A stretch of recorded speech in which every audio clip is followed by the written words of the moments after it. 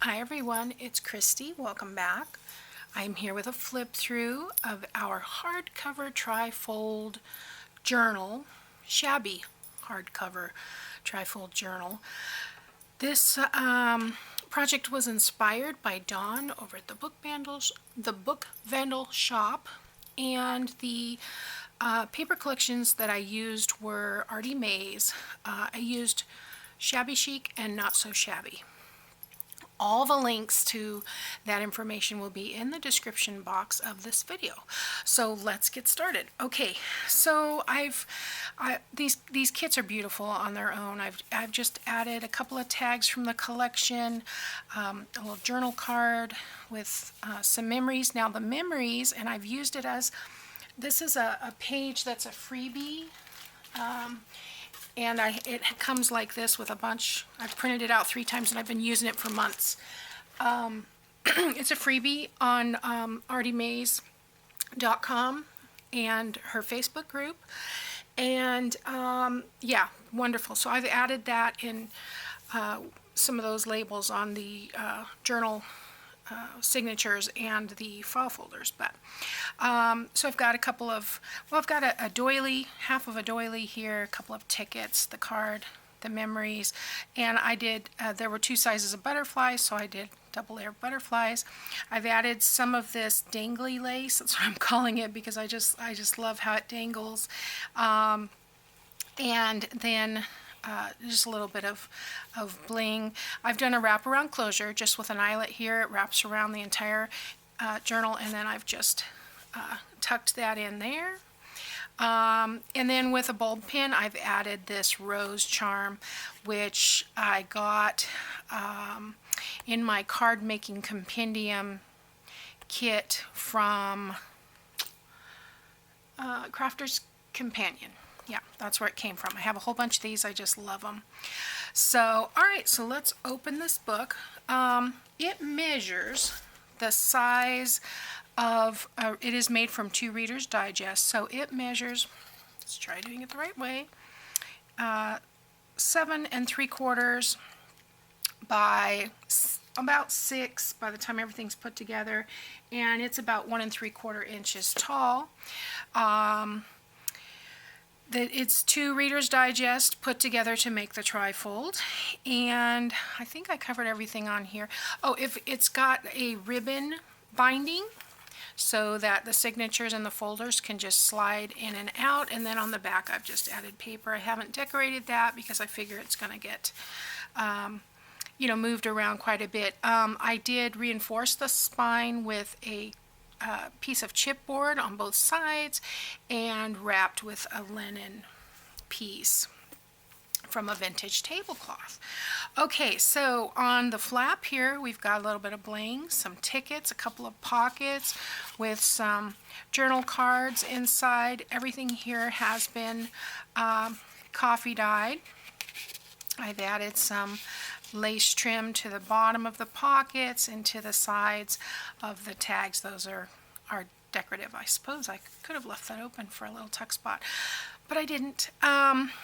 There's a piece of lace trim here, and as we open this up, I hope I can get this whole thing in view for you. There is a belly band here that holds this notepad on, and I've just put that piece of lace there so it kind of peeks out. So this just slides in here so that it can be replaced when needed. And back over this way we've got, well, in the front page we've got a pocket. This has a little bit of lace and some bling. This is one of the envelopes from the collection. Let me get this out of the way. I've got a tag booklet here with just a piece of ribbon as a closure with a butterfly and some bling. This opens up this way, and then it is blank on the back for journaling. Okay, and I'll put that on in a minute. I have 3 journals. They have, I believe, 10 pages each. There is the decorator page. You've got some ledger, coffee dyed, another designer, I said decorator, designer page, the graph paper.